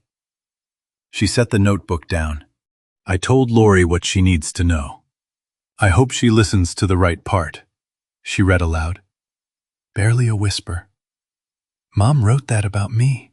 "She made these videos over months," I said. "Whatever is on that last file, she wanted you to hear it from her, not from me." Lori sat down. The wood creaked the same way it had creaked under Mabel. She looked at the file name glowing on the screen, and her jaw tightened. "Play it," she said. "Before I lose my nerve." I pressed play. And then Mabel was in the room with us again. Not alive. Not a ghost. But something in between a woman who had loved us enough to sit at this same workbench while she was dying and record the things she could not trust us to figure out on our own. She was thin in the video. Her cheeks had hollowed, and the collar of her blouse hung loose. But her eyes were steady, and her voice was clear, and she looked directly into the camera as if she could see through it to the daughter who would one day be sitting here. "Lori," she said, "I know about the money." Lori's breath stopped beside me. The sudden stillness of a woman who had just heard the dead speak her name, and follow it with the one sentence she never expected. "I know what Garrett owes," Mabel continued. and I think I know what he is going to try to do with this house after I am gone. I am not angry. I am scared. Not for the house, but for your father. Because he will not fight for himself unless someone tells him he is worth fighting for. The workshop was silent except for Mabel's voice and Laurie's breathing growing ragged beside me. I told you to protect the family, Mabel said. I need you to understand what I meant. I do not need you to protect the house. I need you to protect your father. The house is wood and concrete. He is the thing that cannot be replaced. Do you understand me, sweetheart? He is the thing. My dying wife had said that about me. To our daughter. In a video I almost never found, hidden under a floorboard I almost never lifted. Laurie covered her face with both hands. The sound that came out of her was not crying. It was something structural. A wall she had built inside herself coming down all at once. The video continued. Mabel talked about the garden, about holding Laurie as a baby, about the years I had spent keeping this house standing. She called Garrett a man who confused money with safety. She mentioned the porch where I drank my coffee and the bedroom window that faced east because I loved the sunrise. 3 minutes. Every word a brick laid into a foundation she was building for us from the other side of death. The screen went dark. The workshop was quiet. Laurie sat with her hands flat on the workbench surface her mother had touched, tears running freely. I thought she meant the house, she said, her voice raw. When she said protect the family, I thought she meant keep everything together. The property, the marriage, all of it. I thought if I stayed quiet and let Garrett handle it, I was doing what she asked. There is no pain quite like watching your daughter realize she failed the person she loved most in the world, and knowing that the person she failed was you. I got it wrong this whole time, she said.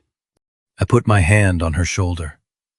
The first time I had touched my daughter in weeks. She did not pull away. She sat there for a long time, looking at the dark screen. Then she said very quietly, I need to testify. At the hearing, I need to tell them what I knew and when I knew it. She turned to me. Will you let me do that, Dad? Even if it means I go down too? I left my hand on her shoulder and told her the truth. That is exactly what your mother would have wanted you to do. 3 days after Laurie watched Mabel's video, we walked into the Lindsay Flanagan courthouse together. Celeste had added Laurie to the witness list the morning after her decision, and Garrett did not know. He sat at the respondent's table next to Wainwright, his posture rigid, his eyes forward. He did not look at us. The replacement judge was a man named Sterling Mathis, 61 years old, with steel-rimmed glasses and the unhurried manner of someone who had spent 3 decades listening to people lie under oath and had lost all patience for it. The first thing he did was read Judge Caldwell's recusal note aloud, including the word irregularities. And then he looked at both tables and said, I have read this file twice, and I have questions. Celeste stood and began building the case in chronological order. She placed each exhibit on the evidence table the way an engineer lays foundation stones, precise, sequential, load-bearing. The forged deed with my signature. Dated the morning of Mabel's funeral. The notary journal. Blank for that date, accompanied by Gerald Whitfield's affidavit confirming he was out of state. Donovan Kemp's signed statement documenting the deposit, and emails that predated Mabel's death by 3 weeks. Boyd Stanton's written testimony about being recruited to appraise the property under false pretenses. Let me tell you what it feels like to sit in a courtroom and watch a legal aid attorney with a second-hand briefcase dismantle a case built by a man in a $3,000 suit.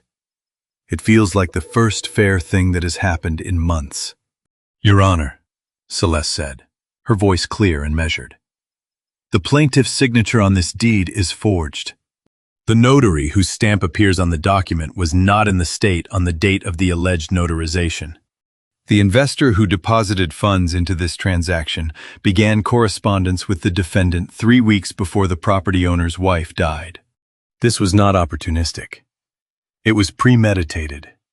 Judge Mathis reviewed the notary affidavit, turning it over once, then setting it down. "Mr. Wainwright," he said, "your client filed a deed bearing a notary stamp from a man who was attending a funeral in Grand Junction on the date in question. Do you have a response to—" Wainwright stood slowly. "Your Honor, my client relied on the representations of a third-party notary service and had no reason to—" "The notary says he performed no service," Mathis said. "His journal is blank." "Sit down, Mr. Wainwright. I am not finished." Wainwright sat. Garrett did not move. I watched the muscle in his jaw work beneath the skin. The only sign that the man behind the composure was calculating how much of his story had just collapsed. Celeste reached into her folder and placed one final exhibit on the table. A photograph. She held it up so the courtroom could see it clearly. "Your Honor, this is the guest book from Mabel Holbrook's funeral service. Vernon Holbrook signed it at 10:44 a.m. on the morning of October 11th. She set it down beside the forged deed. The deed claims Mr. Holbrook signed a property transfer at 10:47 a.m., 3 minutes later, at a notary office 11 miles away. 3 minutes. I was writing my wife's name in a guest book and crying, and 3 minutes later a document claimed I was across town signing over my house. I gripped the armrest of my chair and felt the laminated wood creak under my hand. Judge Mathis removed his glasses. He set them on the bench and looked at the two documents side by side. The guest book photograph and the forged deed, and the courtroom went completely silent. 3 minutes, he said. 11 miles. He looked at Garrett. "Mr. Prescott, I am going to ask you a direct question, and I advise you to consider your answer very carefully." Wainwright reached for his water glass. His hand was unsteady. I had watched him dismiss Celeste with a thin smile at the first hearing, leaning back in his chair as if the proceedings were a minor inconvenience. He was not smiling now. The glass trembled against the table when he set it down, and the small sound carried in the silence like a crack in a window pane. How do you sit next to your attorney and keep your face still when a judge is holding the evidence of your forgery in both hands and asking you to explain a 3-minute miracle? Garrett stared straight ahead. His jaw was locked. His hands were flat on the table. He did not answer because Mathis had not yet asked the question, but the question was coming. And every person in that courtroom could feel its weight settling over the room like a change in air pressure before a storm. Judge Mathis put his glasses back on. He looked not at Garrett, but at the gallery, as if taking attendance. "Before I hear from counsel," he said, "I am going to ask this court one question. Is there anyone present who wishes to offer testimony regarding their knowledge of how this document was created?" The courtroom was silent. 2 seconds. 3. Then Lori stood up from the gallery bench behind me. The wooden seat scraped against the floor as she rose, and every head in the room turned. Wainwright's face went white. Garrett's hands lifted from the table just slightly. Just enough, and for the first time since I had known him, he had no idea what was about to happen. Lori looked at Judge Mathis and said, "I do, Your Honor." Before Lori could take 3 steps toward the front of the courtroom, Wainwright was on his feet. Not to object, not to redirect. He stood with his briefcase already closed. He had packed it before he spoke and addressed Judge Mathis in the flat monotone of a man who had rehearsed his exit on the drive to the courthouse. "Your Honor, I must disclose that my firm maintains a separate representation of First Mountain Commercial Bank, which holds a significant debt obligation against my client. This conflict was not apparent at the outset, but has become irreconcilable. I respectfully request permission to withdraw." The courtroom went still. Judge Mathis removed his glasses and set them on the bench, and the deliberate slowness of the gesture told me he was not surprised. He was furious. "Not apparent at the outset. Mr. Wainwright," he said, "your firm represents both the debtor and the creditor in a case involving a forged deed that was created to resolve that very debt." He let the question sit in the room for 3 full seconds. "I will grant the withdrawal. But you will remain in this building. I may have questions for you as well." Wainwright gathered his papers and moved toward the gallery aisle without looking at Garrett. Garrett leaned toward him, his whisper carrying in the silent courtroom like a shout. "You can't do this. You can't leave me here." Wainwright did not turn around. "I should have done this months ago," he said, and he kept walking. An attorney withdrawing from a case mid-hearing is not a legal maneuver. It is a man jumping from a building and hoping the fall is shorter than the fire behind him. Garrett sat alone at the respondent's table. The empty chair beside him held nothing but the indentation where Wainwright had been sitting. His hands were flat on the surface, pressed hard, and his jaw was locked in the way I had seen in the front yard 3 days earlier. Except this time, there was no SUV to retreat to, no driveway to escape down. He was penned in by wood paneling and procedure, and the judge was looking at him the way you look at a document you have already decided to reject. I did not feel triumph. I want to be clear about that. I looked at the man who had married my daughter and stolen my house, and I felt the specific weight of watching someone's world collapse in real time. It is heavier than you expect. Garrett sat alone at that table, with an empty chair beside him. And for the first time, I did not see a schemer or a threat. I saw a man who had finally run out of people willing to stand next to him. Celeste stood.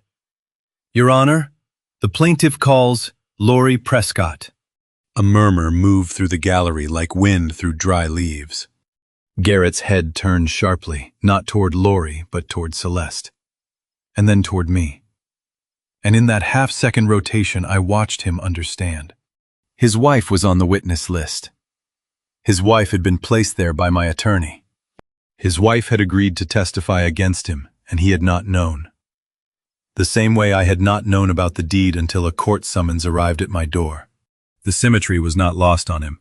I could see it land. Lori walked to the front of the courtroom and measured steps. She passed Garrett's table and did not look at him. She passed mine and did not look at me.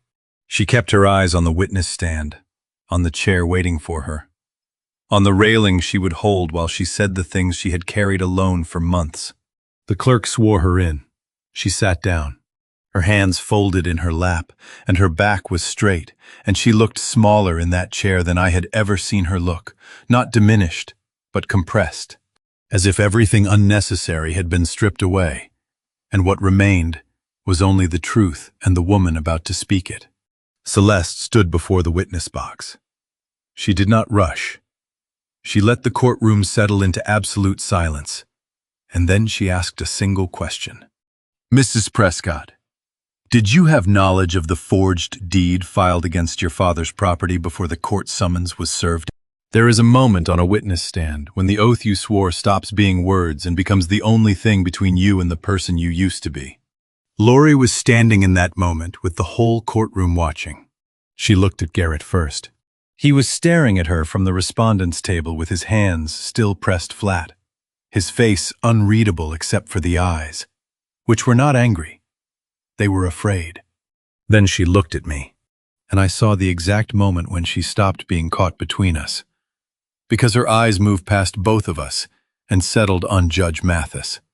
And that was when I knew she had chosen.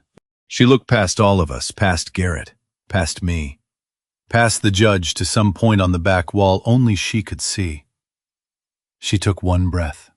The courtroom was so quiet I could hear the ventilation system cycling above us. "Yes," she said. Just the one word. Quiet but absolute. And then she kept going. "My daughter told the truth in a courtroom full of strangers, and the truth did not set her free. It broke her open in front of everyone. And I sat 10 feet away and could not hold her hand." Lori's voice was steady at first. She spoke the way someone speaks when they have rehearsed the hardest sentences of their life in a mirror and decided that hesitation would be worse than the words themselves. "He told me in October," she said, "before my mother died. He said the debt would destroy us if he didn't act. I didn't sign anything.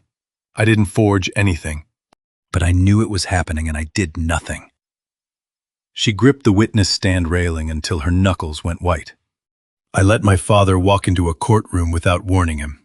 Celeste stood near the evidence table, letting Lori's words carry their own weight. She did not interrupt, she did not redirect. She let the silence after each sentence do the work that no follow-up question could. My mother's last words to me were "protect the family," Lori said. I believed that meant keeping everything together, the house, the marriage, my father's stability. I believed if I held it all in place, I was doing what she asked. Imagine sitting in a courtroom and hearing your daughter tell a judge she chose her husband's scheme over your safety, and knowing the reason she did it was because she loved her mother too much to question what she thought her mother meant. Judge Mathis listened without expression. His pen was still. His eyes stayed on Lori, and I could not read what was behind them. Judgment or understanding, or some measure of both. Celeste stepped forward. Your Honor, the plaintiff requests permission to play a video recording made by the deceased, Mabel Holbrook, in the weeks before her death. The recording is addressed to the witness and is directly relevant to her testimony. Mathis looked at the defense table. Garrett sat alone. No attorney, no objection to make. He said nothing. Mathis turned back to Celeste. Proceed. A clerk connected the laptop to the courtroom display. The screen on the wall flickered, and then Mabel's face appeared, and every person in that room stopped breathing. A dead woman had just walked into the hearing, and she had something to say. She was sitting at the workshop bench. The single window behind her let in autumn light, and her face was thin, but her eyes were clear. She wore the same blouse from the August video, the collar loose around her neck. And she looked into the camera the way she had looked at me across the dinner table for 44 years.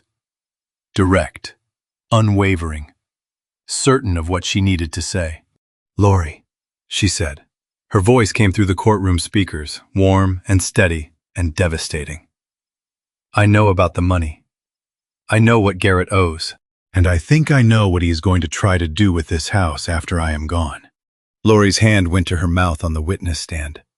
Garrett stared at the screen without moving, without blinking. His hands pressed flat on the defense table as if the surface was the only thing keeping him upright. I told you to protect the family. Mabel continued. I need you to understand what I meant by that. I do not need you to protect the house. I need you to protect your father. I watched my wife speak from beyond the grave in a room full of strangers, and I did not look away. I could not. Her voice filled the courtroom, the way it had filled our kitchen, our garden, our bedroom completely, without effort, as if the space had been built to hold exactly this sound. The house is wood and concrete, she said.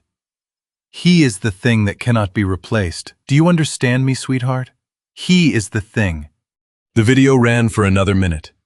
She talked about the garden, about the porch, about the years.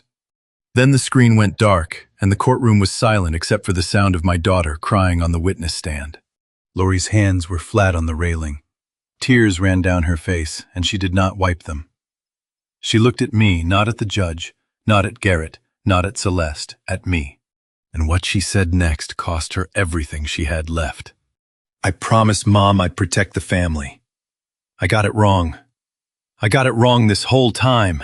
Her voice broke on the last word, and she pressed her hands harder against the railing. I'm sorry, Dad. I'm so sorry. 3 words that cost my daughter everything, spoken in a room full of strangers. And they were worth more to me than the house or the money or the verdict combined. I felt forgiveness move through me, not as a decision but as something physical.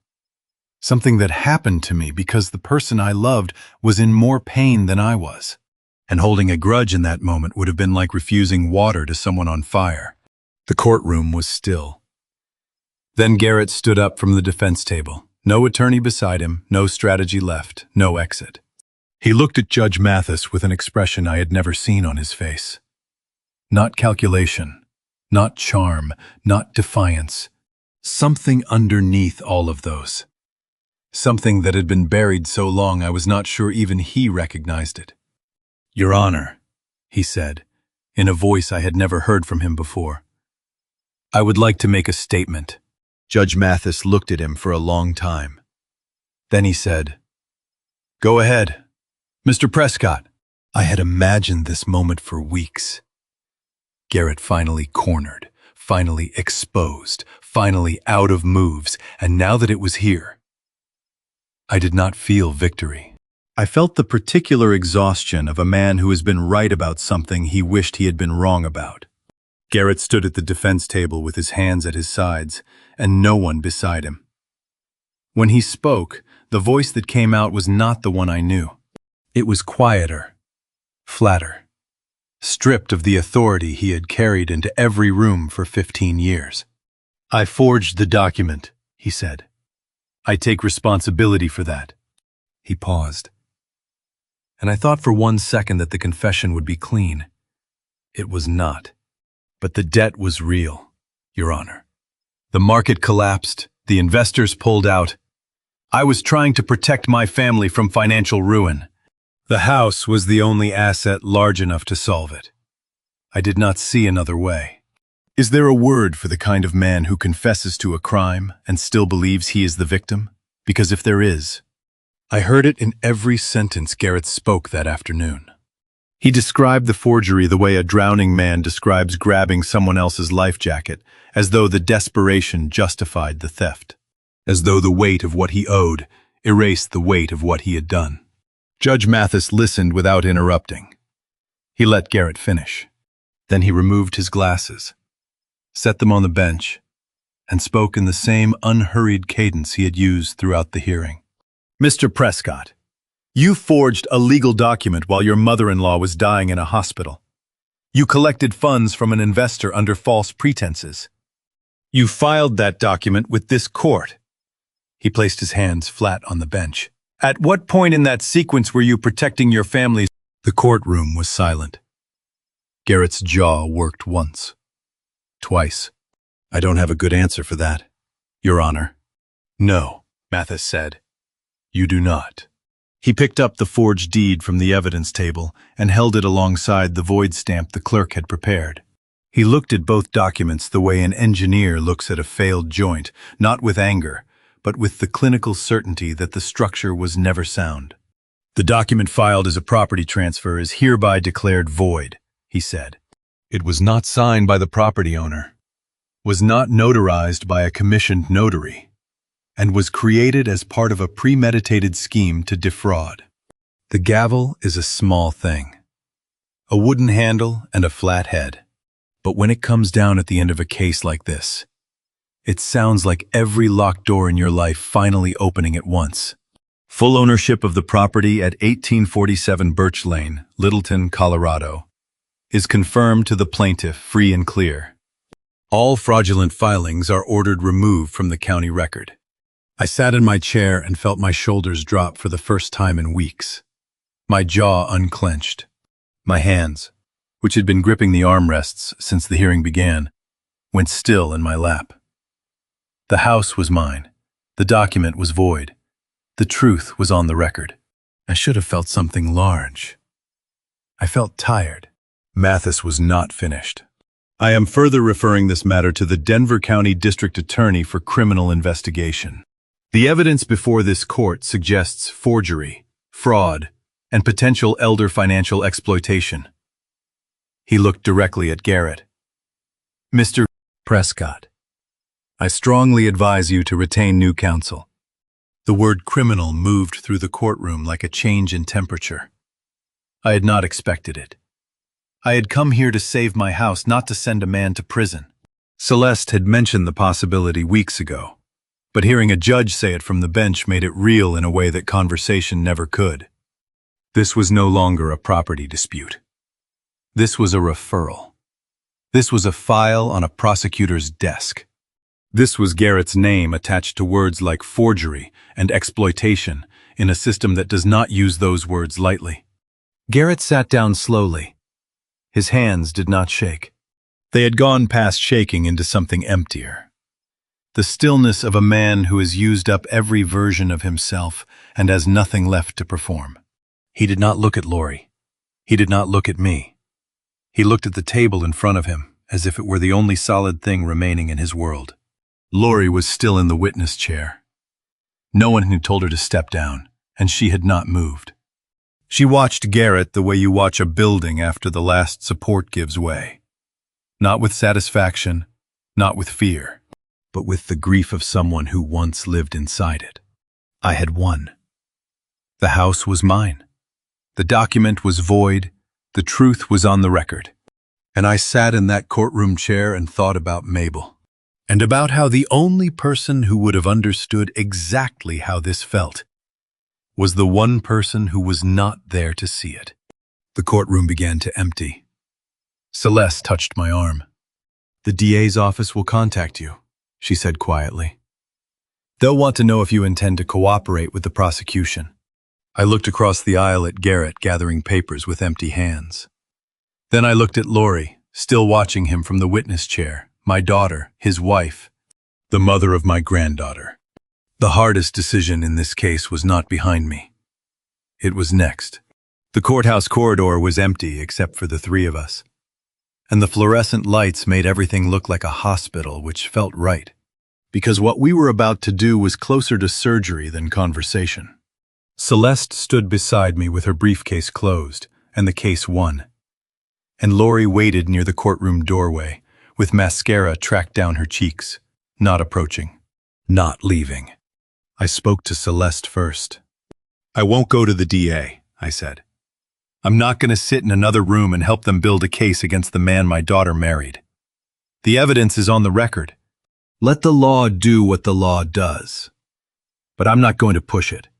Celeste set her briefcase down and looked at me the way she had looked at me in her office weeks ago, when I first told her I did not want to fight with professional disagreement held carefully behind professional respect. "Vernon, he forged your name. He defrauded an investor. He exploited your grief.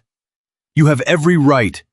"I know what I have the right to do," I said. "I'm telling you what I'm choosing to do. There's a difference." She was quiet for a moment. Then she nodded once. "They may subpoena you anyway. The evidence is public now. The judge's referral carries its own weight." "Then I'll answer honestly. But I won't volunteer to destroy him. That's not who Mabel raised me to be." There is a version of this story where the father sends the son-in-law to prison and calls it justice. But justice that destroys your daughter's life on the way through is just vengeance wearing a better suit. I had watched Garrett confess in a courtroom with no attorney and no dignity left. And I had felt no satisfaction. I had felt the weight of a family coming apart at every joint. And I was not going to be the one who drove the last nail. Celeste picked up her briefcase. "You're a better man than most of my clients," she said. "Call me if anything changes." Her heels clicked down the corridor and through the exit. And I was alone with the fluorescent hum and the sound of Lori's breathing 10 feet behind me. She approached slowly. Her hands were clasped in front of her the way they had been in the witness chair, and her eyes were swollen. And she stood in front of me like a woman waiting to be sentenced rather than a daughter waiting to be held. "Dad," she said. Nothing else, just the word. Offered like a question she was not sure she had the right to ask. "How do you tell your daughter you love her and that you are furious with her in the same sentence? And how do you make both things true without one canceling the other out?" I did not reach for her. Not yet. That would come. But it had to come after the words, not instead of them. "I'm not going to tell you it's okay. Lori, it's not okay. You knew what he was doing, and you let me walk into a courtroom blind. That is going to take time." She flinched. Small. Involuntary. The kind of flinch that comes when you hear something you already know spoken aloud by the person whose opinion matters most. "But I am your father," I said. "And I am not going anywhere." She pressed her lips together and nodded. She did not argue. She did not explain. She did not offer the half-truths and justifications that had defined every conversation between us since the summons arrived. She just stood there and received it. "What do you need from me?" she asked. "The truth. All of it. Not the version that protects Garrett. Not the version that makes you look better. The whole thing. And then we start over.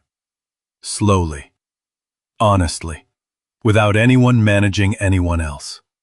The corridor was silent. Somewhere in the building a door closed, and the sound echoed once and faded. "I can do that," she said.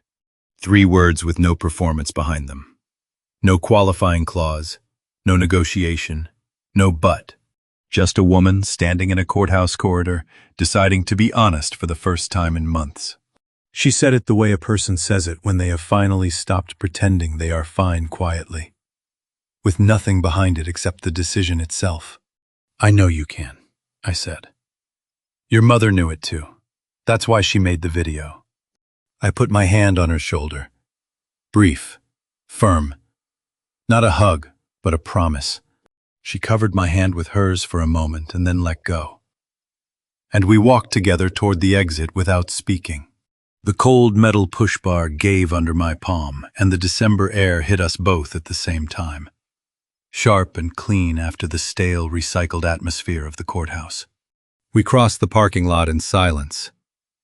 The sky was gray and low, and the wind carried the smell of exhaust and winter. At her car. Lori opened the door and then turned back. "Dad? I'm filing for divorce," she said. "I wanted you to know before anyone else." She closed the door and started the engine and pulled out of the lot. And I stood in the December cold watching her taillights disappear the way Garrett's had weeks ago. Except this time, the departure did not feel like retreat. It felt like the first honest direction Lori had chosen in months. I stood there until the cold found my bones. The cost of the truth was still being counted, and my daughter had just paid the largest installment. But she had paid it standing up, facing forward. And that was enough for now. The divorce filing came through 3 days later. Lori texted me the confirmation number as if it were a receipt proof of purchase on a decision that could not be returned. I read it standing in the kitchen and went back to oiling the hinges on Mabel's workshop door. Celeste called on a Tuesday morning while I was working on the second hinge. She said 3 sentences that closed the last open chapter of the case. Garrett had been formally charged with document fraud and wire fraud. His company had filed for bankruptcy after the bank foreclosed, and Wainwright's license was under formal review by the state bar. Kemp's attorney filed a civil suit too, she added. Recovery of the deposit. It's all moving on its own now. Vernon, you don't need to do anything. What about Lori? She's not named in any filing. Her testimony helped. The DA sees her as a cooperating witness. She'll be okay. I thanked her and hung up, and stood in the workshop doorway with oil on my hands. The truth does not need a man standing behind it with a hammer. Once it is in the room, it does its own work, on its own schedule, and it never gets tired. I had chosen not to pursue Garrett, and the evidence had pursued him anyway. Charges, bankruptcy, a civil suit, a bar investigation, all arriving without my hand on any of it. I thought about Garrett sitting somewhere with a phone that would not stop ringing and a life that had finally caught up with him. I did not feel satisfaction. I felt the quiet weight of a thing finished. Over the following weeks, I turned my attention to the house. Not repairs, restoration. I oiled every hinge Mabel had complained about. I replaced the workshop floorboard flush and solid with no gap. The metal box was empty now. The notebook lived in my bedside drawer. The USB drive I put next to the coffee maker. Because Mabel would have thought that was funny, her last words to the family sitting beside the Maxwell house. I hung her coat back on the hook by the front door. It had been in the closet since November. I wanted it where I could see it when I came in.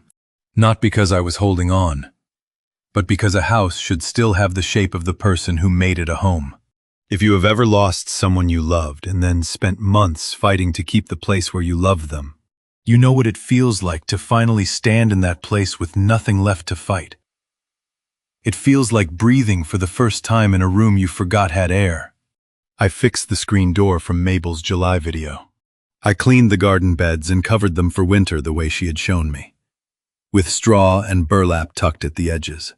I reorganized her workshop tools into the order she kept them: chisels by size, brushes by width, sandpaper by grit, because I had memorized that order over 44 years and could rebuild it from memory, the way you hum a song you have not heard in decades. One January morning, I put Mabel's mug back on the kitchen shelf. Blue ceramic, chipped on the handle. I made coffee and poured it into her mug instead of mine and sat down at the table. The light came through the window the way it always had, slow, gold, moving across the table like a hand reaching. The coffee was strong and black and hot.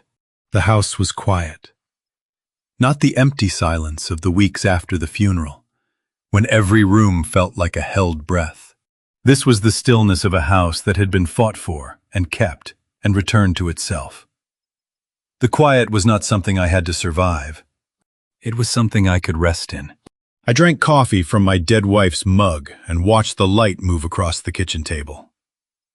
And it was the most ordinary thing I had done in 3 months. It was enough. The phone rang while I was washing the mug. I dried my hands and picked up. "Dad," Lori said. Her voice was steadier than I had heard it in weeks. "The divorce is filed. It'll be final in the spring. Are you all right?" She paused. When she spoke again, something softer had moved underneath the steadiness. "Can I come over this weekend? I want to watch Mom's other videos. The ordinary ones, where she's in the garden and the kitchen." Another pause. "I want to hear her voice again." I said yes before she finished the sentence. I said it the way you say yes to the thing you have been waiting for without knowing you were waiting quickly, without hesitation. Because hesitation would have been a lie. I set the phone down and looked at the kitchen in the morning light. Mabel's mug was drying on the rack. Her coat was on the hook. Her voice was on a USB drive next to the coffee maker. And our daughter was coming home. Lori started coming by on Saturdays in February 1st, with an excuse, then without one. By April, she had a key again, and a mug in the kitchen cabinet next to her mother's. We watched Mabel's videos together that first weekend, sitting side by side in the workshop, and Lori laughed at the one where Mabel narrated the garden like a nature documentary. We did not talk about the case, or the divorce, or Garrett. We just listened to her voice and let it fill the room. On a Saturday afternoon in April, I walked to the mailbox and found a cream envelope with no return address. The handwriting was careful and unhurried. I opened it on the porch. The letter was from Judge Nadine Caldwell. She described the night on I-70 in fuller detail than I remembered.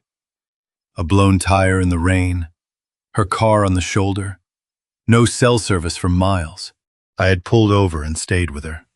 She wrote that I held her hand for 35 minutes while we waited for the tow truck, and that I talked to her about Mabel and the house and the oak tree I had planted when my daughter was born. I did not remember the hand. I did not remember telling her about the tree. I remembered the rain and the hazard lights and a woman who seemed frightened, and I remembered thinking that Mabel would have stopped too.